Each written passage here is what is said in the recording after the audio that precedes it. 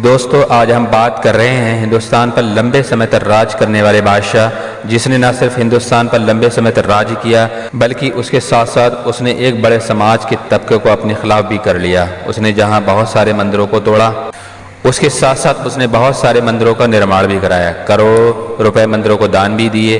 दोस्तों, इतिहासकारों के अनुसार इस मुगल बादशाह ने कभी भी आम जनता के पैसों को गलत इस्तेमाल नहीं किया। फिर भी समाज का एक बड़ा तबका उसे विलेन समझता है, वहीं दूसरा तबका उसे मुगल सल्तनत का सबसे सफल बादशाह, जिसने हिंदुस्तान पर 49 साल तक हुकूमत की। तो आखिर वो कैसे इतिहास में विलेन बन गया? जी हाँ, हम बात कर रहे हैं मुगल सल्तनत के सबसे सफल बादशाह औरंगजेब की। दोस्तों, आपसे गुजारिश है इस वीडियो को लास्ट तक देखें। मैं मोहम्मद शोएब एक बार फिर खुशामदीद करता हूं आपका ट्रू वर्ड्स नेटवर्क पर।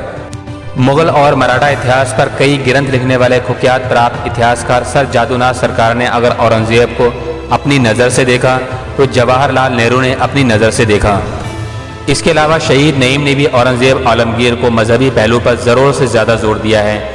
लेकिन Aurangzeb the man and the myth नाम की किताब लिखने वाले ऑड्री ट्रेस्की ने BBC को बताया कि अगर रवादारी के लिहाज से देखा जाए तो इतिहास के सभी शासक गैर रवादारी रहे हैं। ऑड्री ट्रेस्की कहती हैं कि औरंगजेब के बारे में गलतफहमियां ज़्यादा हैं और उन्हें हवा देकर मौजूदा दौर में मुसलमानों को नुकसान पहुंचाया जा रहा है। लेखिका के मुताबिक भारत में इस समय असहिष्णुता बढ़ रही है। वो मानती हैं कि शायद इसी वजह से हैदराबाद में उनके लेक्चर को भी रद्द कर दिया गया जो 11 अगस्त को होना था। ऑड्री बताती है कि इसके विपरीत औरंगजेब बादशाह के शासनकाल के ब्राह्मण और जैन लेखक औरंगजेब की तारीफ करते हैं। उन्होंने जब फारसी भाषा में हिंदुओं की पवित्र किताब महाभारत और रामायण को पेश किया तो उसे औरंगजेब को समर्पित किया।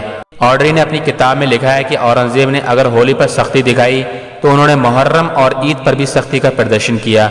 अगर उन्होंने 1-2 मंदिर तोड़े तो कई मंदिरों को बड़ा दान भी दिया था। वो कहती है कि अलग अलग इतिहासकारों ने औरंगजेब को अपने चश्मे से देखने की कोशिश की है। ऑड्री के अनुसार औरंगजेब ने खुद को एक अच्छे मुसलमान के तौर पर पेश किया, फिर भी उनकी हमेशा एक अच्छे मुसलमान बनने की कोशिश रही। लेकिन उनका इस्लाम आज का कट्टर इस्लाम नहीं था। औरंगजेब बहुत हद तक सूफी थे और किसी हद तक वो अंधविश्वासी भी थे। औरंगजेब के अंधविश्वासी होने का उदाहरण देते हुए ऑड्री बताती हैं कि तमाम मुगल बादशाहों के यहाँ ज्योतिषी और विशेषज्ञ हुआ करते थे। औरंगजेब के दरबार में हिंदू और मुसलमान दोनों धर्मों के ज्योतिषी थे और वे उनसे राय भी लिया करते थे। उन्होंने औरंगजेब की एक सिपाही भीमसेन सक्सेना के हवाले से बताया कि दक्षिण भारत में एक बार जहां उनका कैंप था वहां बाढ़ आ गई और ये आशंका जोर पकड़ने लगी कि बाढ़ के कारण शाही कैंप को नुकसान हो सकता है। तो उन्होंने कुरान की आयतें लिखकर बाढ़ के पानी में डलवाईं, जिसके बाद बाढ़ के पानी में कमी आ गई और खतरा टल गया। याद रहे, इसी तरीके की एक घटना इस्लाम के दूसरे खलीफा हजरत उमर के काल में हुई थी, जिसका जिक्र कई जगह मिलता है कि कैसे उन्होंने मिस्र की नील नदी के नाम पत्र लिखा था।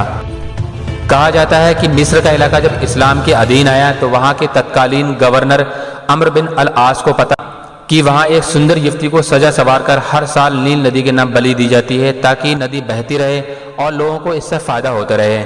लेकिन इस्लामी सरकार ने इस नियम पर प्रतिबंध लगा दिया। फिर नदी का पानी वास्तव में सूख गया।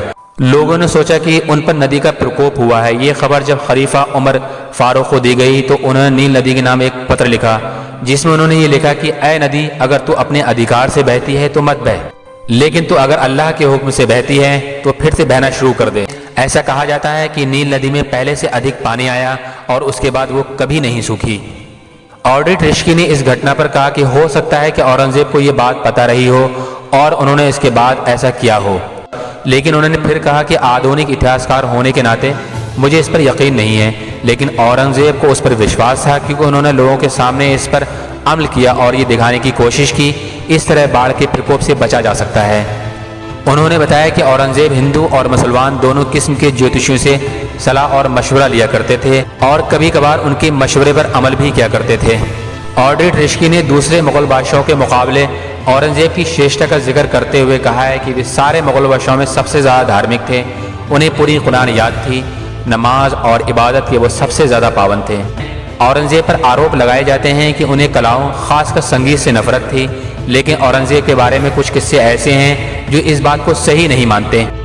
हालांकि एक अन्य इतिहासकार कैथरीन ब्राउन डिड ने डिड औरंगजेब बैन म्यूजिक, यानी क्या औरंगजेब ने संगीत पर प्रतिबंध लगाया था, शीर्षक से लेकर एक लेख में दावा किया है कि औरंगजेब अपनी खाला से मिलने बुरहानपुर गए, जहां हीराबाई जैनाबादी को देखकर वो अपना दिल दे बैठे। हीराबाई एक नर्तकी और गायिका थी।